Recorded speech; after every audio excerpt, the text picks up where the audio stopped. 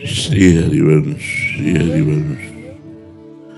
कोई भी व्रत या नियम या तीर्थयाटन या अन्य अनुष्ठान इतनी सामर्थ्य नहीं रखता कि तुम्हें संपूर्ण पापों से मुक्त कर सके।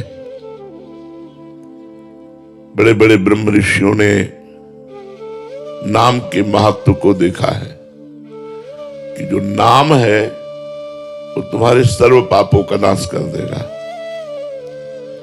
ना निष्कृतैर रुदितैर ब्रह्मवादिभिः तथा विशुद्ध्यन्त्य भगवान व्रतादिभिः यथा हरेर नाम पदैरुदाहृतैः उत्तम श्लोक गुणोपलम्भकम। भगवान उत्तम श्लोक श्री हरि,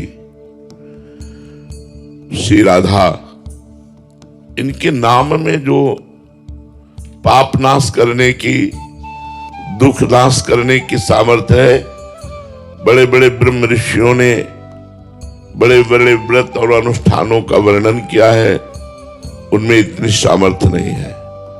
इसलिए पहले विश्वास करो। नाम संकीर्तनम यस्य सर्व पाप प्रणाशनम। भगवान का नाम जप, नाम कीर्तन इतना प्रभावशाली है कि तुम्हारे बड़े से बड़े घनित जो घोर नरक भोगवाने वाले हैं उन सब पापों को नष्ट कर देगा। नाम जपते जपते भगवान के गुण और रूप दोनों प्रकाशित होते हैं। भगवान के गुणों का चिंतन होने लगता है और भगवान के रूप का दर्शन होने लगता है ध्यान में। जब आपका अधिक नाम जप होगा और आपके पाप कम होंगे तो भगवान के गुणों का चिंतन होता है। भगवान के नाम का जप करते करते भगवान के महान आकर्षणकारी सौंदर्य समुद्र सुख प्रदान करने वाले रूप की झलक आने लगती है। भगवान की नाम महिमा भगवान की दिव्य लीला में प्रवेश दिला देती है। इसलिए नाम व्याहरणम विष्णुर यतस्तद विषयामति। ऐसे नाम जप करो जैसे विषयी पुरुष विषयों का चिंतन करता है। जो भोगी पुरुष होता है वो रात दिन मानसिक चिंतन भोगों का ही करता है। हम ऐसे भगवान के नाम का चिंतन करें जैसे विषयी पुरुष विषय का चिंतन करता है।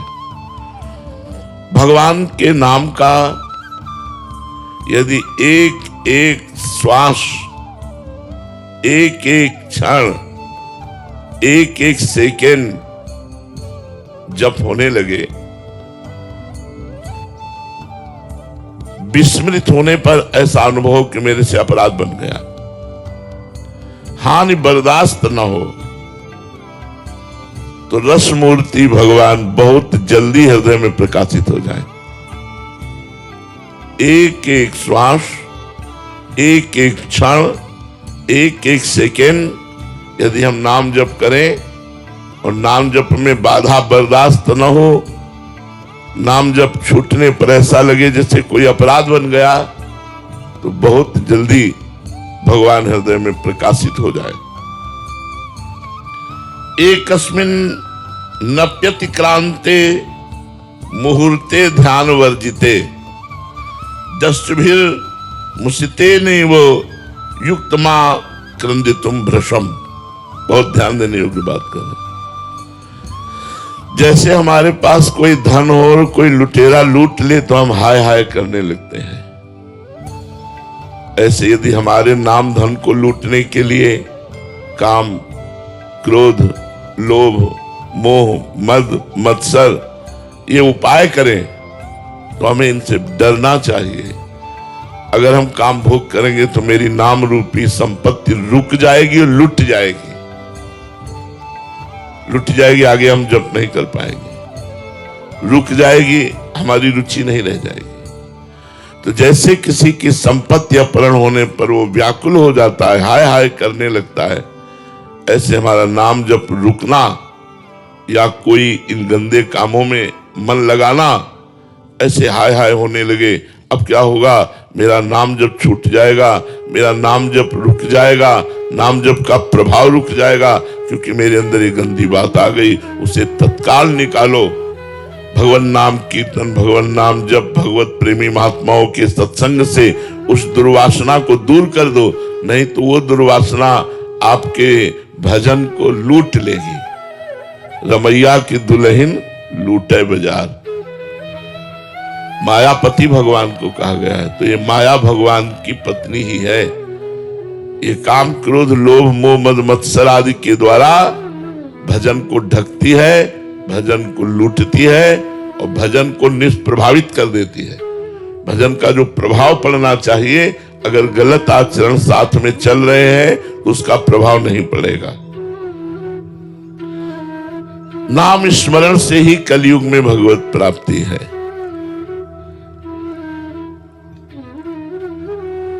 भगवान व्यास देव जी गंगा स्नान कर रहे थे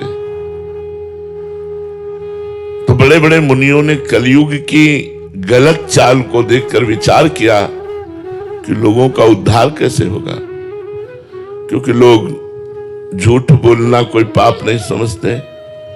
देखो कलयुग का प्रभाव, नहीं तो लिखा है, कबीर साहब ने भी कहा है, साच बरोबर तप नहीं और झूठ बरोबर पाप, जाके हृदय साच है ताके हृदय आप।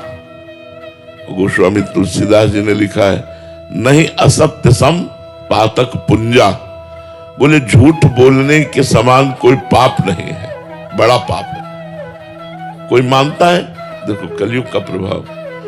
अब दूसरा, अधर्म के द्वारा कमाए हुए धन को लेना या देना दोनों पाप है, क्योंकि पाप कर्म करके धन कमा कर यदि संतों को दोगे या किसी को भी दोगे तो पाप कर्म का कमाया हुआ धन दूसरों की बुद्धि को जाके भ्रष्ट करेगा, तो वो भी पाप बनाना कहां मानता है कोई। अच्छा, मदिरा पीना ये पंच महापापों में कहा जाता है। अगर आप बढ़िया गंगा जल से शुद्ध शरबत बना करके पवित्र भोजन सब परोसिए, लेकिन अगर गंदी बातें खाने में ना होए, मांस है मदिरा है, तो पार्टी ही पार्टी नहीं माने। अरे बोले क्या है यार, उनके पैर धोवे, हाथ धुलवावे और उनको आसन में बैठलवावे और उनको बड़े सुंदर सुंदर पदार्थ और खूब पवित्र भोजन पवावे, लेकिन शराब और मांस का प्रयोग न हो तो आज की पार्टी पार्टी नहीं कही जाएगी।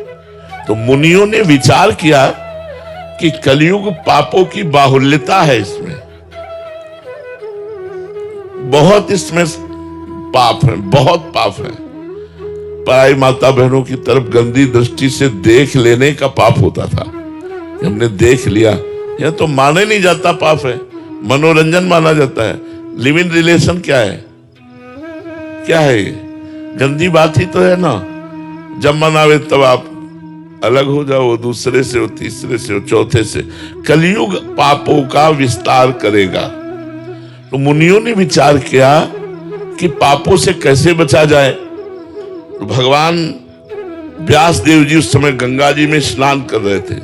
समस्त वेदों का विस्तार करने वाले और समस्त साध्य और साधनों के ज्ञाता और 18 पुराण के रचयिता भगवान व्यास देव जी हैं।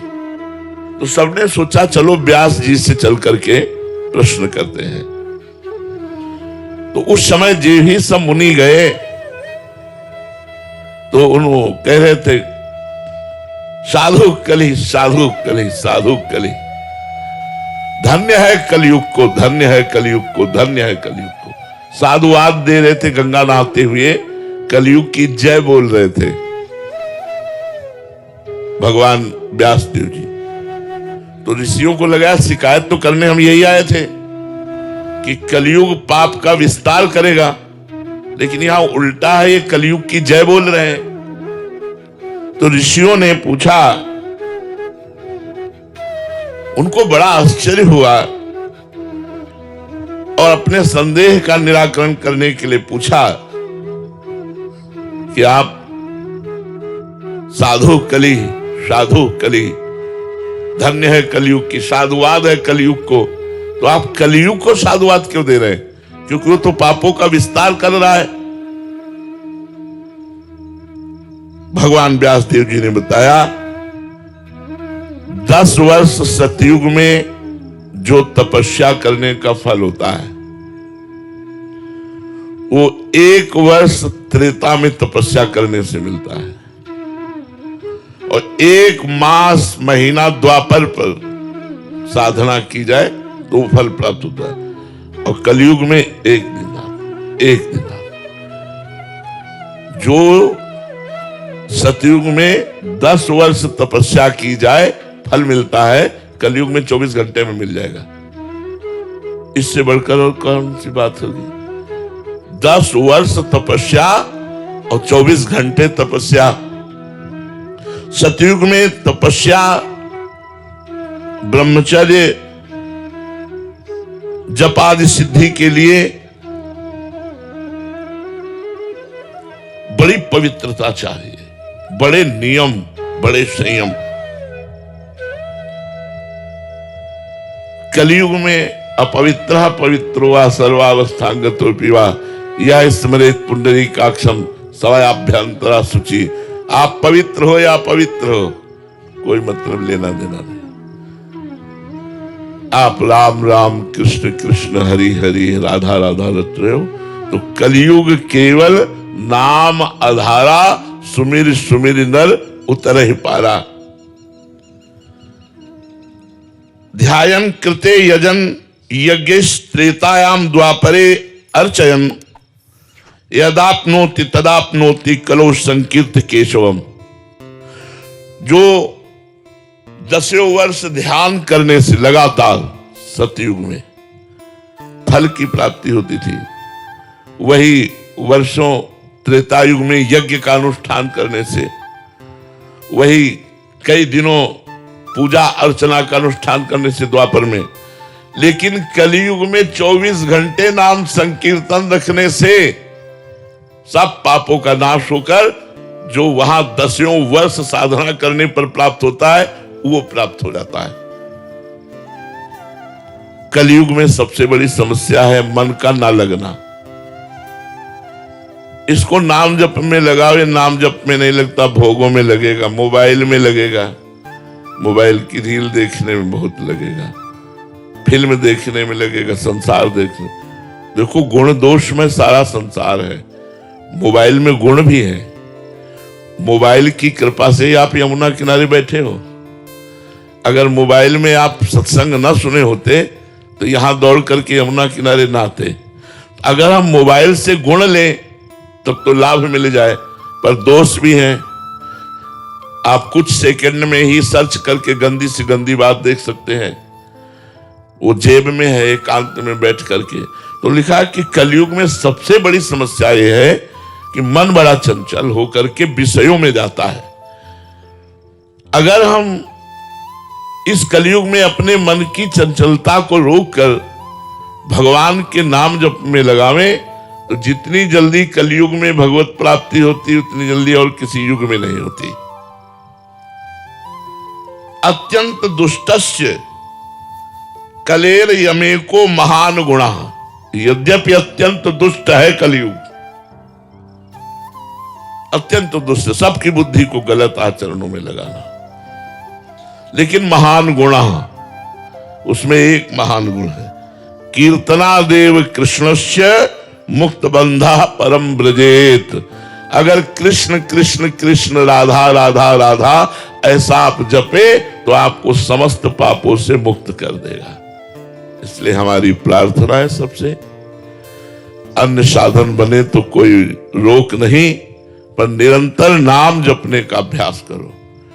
माला से न जप सको तो काउंटर से जपो, काउंटर से भी नहीं तो ऐसे ही जपो। भगवान गिन रहे हैं, वो आपकी एक एक श्वास गिन रहे हैं, आपकी एक बात देख रहे हैं, आपका एक एक नाम भगवान नोट कर रहे हैं। जैसे मैसेज अपने राधा राधा राधा राधा राधा, तो हम नोट करें या ना करें, भगवान नोट कर रहे हैं, उसका फल आपको मिलेगा। कलयुग में सर्वश्रेष्ठ और समस्त पापों का नाश करने वाला महान साधन एकमात्र भगवान का नाम है, इसलिए खूब राधा राधा रटो।